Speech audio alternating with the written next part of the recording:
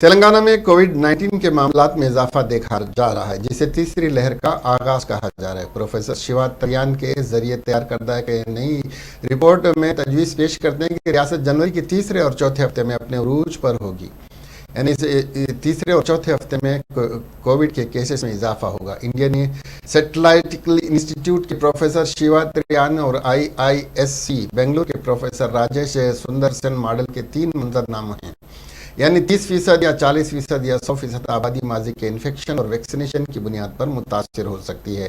بدترین صورتحال یہ ہے کہ 100% آبادی متاثر ہو رہی ہے۔